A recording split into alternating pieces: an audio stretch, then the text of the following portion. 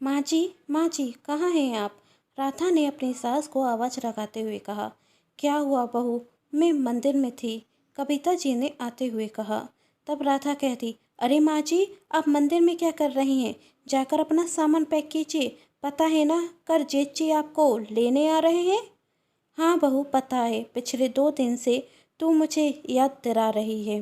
हाँ तो दिलाऊंगी ना, 1 महीने से आपको छेड़ जो रही हूँ। अब जाइए और जाकर अपना सामान पैक कीजिए। दाती दाती आते हुए राधा के दोनों बेटे ने कहा, चलिए ना, आप हमें कहानी सुना दीजिए। आप जानते हैं ना, आपसे कहानी सुने बिना हमें नींद नहीं आती। हाँ बच्चों, चलो। कहाँ चली आप? राधा ने रोकते हुए कहा। पहले जाकर अपना सामान पैक कीजिए और तुम दोनों दूध पीकर शांति से सो जाओ। वैसे भी कल सुबह तुम्हारी दादी चली जाएंगी, तो कल से कोई तुम्हें कहानी नहीं सुनाने वाला। अभी तक आप यहाँ खड़ी हैं, जाइए। पर बेटा बच्चे, कविता जी आगे कुछ कहती, तभी राधा ने रोकते हुए कहा, वो मेरे बच्चे हैं, मैं उन्हें संभाल लूँगी। और हाँ, आप इस गलत फहमी में मत रहना कि बच्चों के भरोसे आपको इस घर में रुकने का मौका मिल जाएगा। अब जाइए। कुसुम जी चेहरा उतार कर चली जाती और बैग में साड़ी रखते हुए कहती, क्या सामान है मेरा? मेरे पास तो 2 जोड़ी साड़ी हैं, उन्हें बैग में रखने में कितना वक्त लगता है। आज और बच्चों को कहानी सुना देती तो अच्छा लगता ना। ना जाने फिर ये मौका कब मिलेगा। हाँ, 1 महीने बाद फिर तो आना है इस घर में, तब सुना दूँगी बच्चों को कहानी। कविता जी के 2 बेटे थे और दोनों बेटे एक ही शहर में अच्छे पद पर नौकरी करते थे। पैसों की कोई कमी नहीं थी, फिर भी माँ को रखने को कोई तैयार नहीं था। कविता जी के पति के जाने के बाद जब बच्चों पर माँ को रखने का दबाव पड़ने लगा, तो दोनों बेटे ने यह निर्णय लिया कि 1-1 महीने दोनों माँ को अपने पास रखेंगे, जिसमें भी दोनों को बहुत तकलीफ होती। बहुओं का कहना था, इनके आने से हमारी आज़ादी चली जाती है और एक व्यक्ति का और खाना बनाना पड़ता है। दूसरे दिन राधा अपनी सास को बुलाती और उनका बैग उनके हाथ में देकर कहती, किसी भी वक्त जेची आते होंगे, आप तैयार रहिए। तब कविता जी कहती, बहू, मुकेश को आने में वक्त लगेगा, तू जब तक मुझे चाय नाश्ता देते। तब कविता कहती, अरे आज से आपको जेठानी जी के घर रहना है, तो चाय नाश्ता वहीं कीजिएगा। और वैसे भी मैंने आज नाश्ता नहीं बनाया, आज मैं अपनी सहेलियों के साथ बाहर जा रही हूँ, वहीं कुछ खाऊंगी।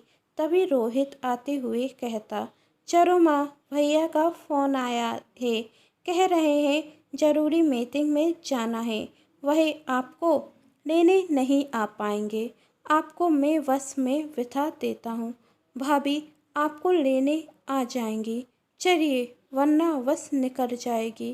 रोहित आगे जाता और कविता जी पीछे। रोहित कविता जी को सिटी बस में बिठा देता और अपने ऑफिस के लिए निकल जाता।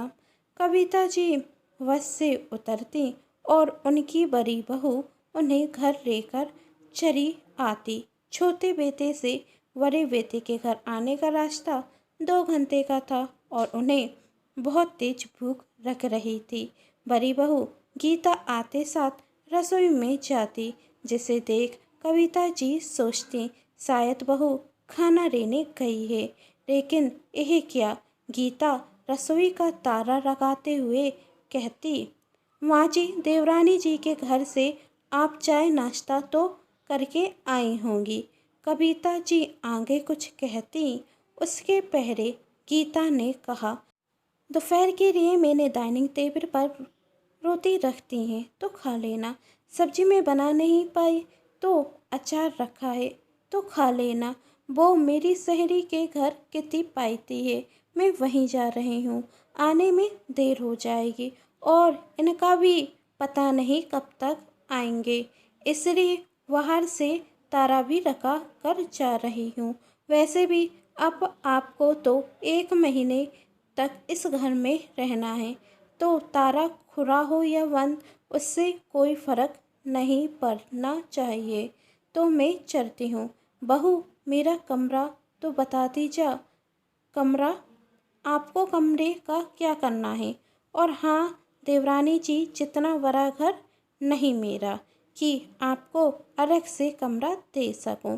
गिनती के 3 कमरे हैं, एक हमारा और 2 बच्चों के। बच्चे बाहर जरूर पढ़ रहे हैं, पर उन्हें पसंद नहीं कि जब वह यहाँ ना हो तो कोई उनके कमरे में रहे। और एक गेस्ट रूम है, पर आपको क्या करना है? आप तो यहाँ पर ही चटाई बिछाकर सो जाना और अपना यह बैग कहीं कोने में रख दीजिए। वैसे भी इसमें कौन सा खजाना है जो कोई इसे ले जाएगा। और हाँ, सोफे साफ सुथरे हैं तो बैठकर गंदा मत करना। वही रही चटाई, बिछाकर बैठ जाइए। कहते हुए गीता चली जाती और कविता जी चटाई बिछाकर लेट जाती, पर भूख इतनी तेज छिड़क रही थी कि उनसे लेटा नहीं जाता। और वह डाइनिंग टेबल पर जाकर देखती तो एक टिफिन में 2 बासी रोटी और अचार के साथ रखी थी, जिसे देख उनकी आंखों में आंसू आ जाते। वही सोचती, जिन बेटों को मैंने हमेशा गर्म खाना उनकी पसंद का बनाकर खिलाया, पकवान बनाने में कभी पीछे नहीं हटी, मिठाइयाँ उनकी पसंद की बनाती थी। आज उनके घर माँ खाने के लिए वासी रूखी रोटी, वो भी अचार के साथ है। इन 2 रोटी में पूरा दिन कैसे निकलेगा? वह दोनों रोटी खाती और यहाँ से वहाँ अकेले घर में घूमती, थक कर चिताई पर सो जाती।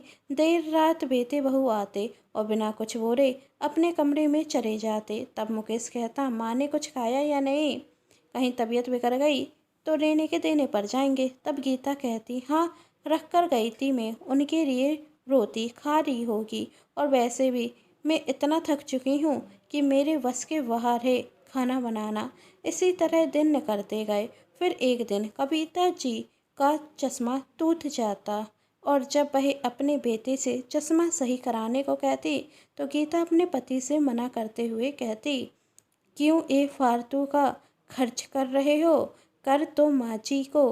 वैसे भी देवर देवरानी जी के घर जाना है तो वहीं सुधर जाएगा और एक दिन बिना चश्मे के रह लेंगी तो कुछ बिगड़ नहीं जाएगा। हाँ तुम सही कह रही हो, कहते हुए मुकेश ऑफिस चला जाता और दूसरे दिन कविता जी अपने छोटे बेटे बहू के घर जाती और जब चश्मा सुधारने के लिए कहती तो राधा कहती, नुकसान उस घर में कर कर आई हैं और भरपाई हम करें? हमारे पास कोई पैसे नहीं हैं चश्मा सुधरवाने के लिए। चेची और जेठानी जी से कहिए, वही सुधरवाएंगे आपका चश्मा। यह सब राधा के दोनों बेटे सुनते और वही अपनी गुल्लक तोड़ अपनी दादी का चश्मा सही कराते। तब राधा और रोहित उन बच्चों पर गुस्सा होते।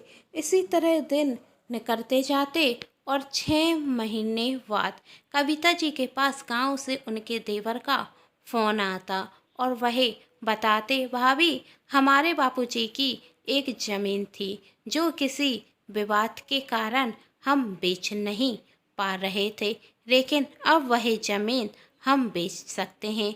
तो आप आकर साइन कर दीजिए और अपने हिस्से के 50 लाख रुपए ले जाइए। 50 लाख का नाम सुन दोनों बेटे अपनी माँ को गांव लेकर आते और आपस में 25-25 लाख रुपए बांटने को कहते, लेकिन जब वह कविता जी से पैसे मांगते तो कविता जी कहती, नहीं बेटा, अब मैं वही गलती नहीं करूँगी जो मैं पहले कर चुकी हूँ।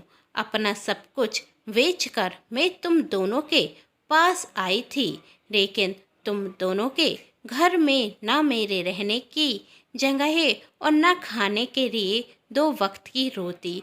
अब मैं इसी गांव में किराए से रहूंगी और जो पैसे मिले हैं उससे अपनी आगे का की ज़िंदगी जीऊँगी और हर बूढ़े माँ बाप को यही सलाह दूंगी, अपने बेटे के घर जाने की गलती ना करें, जीते जी अपना सब कुछ उन्हें ना सौंप दें। दोस्तों, आप सभी को ये कहानी कैसी लगी नीचे कमेंट बॉक्स में ज़रूर बताइएगा। कहानी पसंद आई है तो चैनल को सब्सक्राइब, वीडियो को लाइक एंड शेयर जरूर कीजिएगा। Thanks for watching.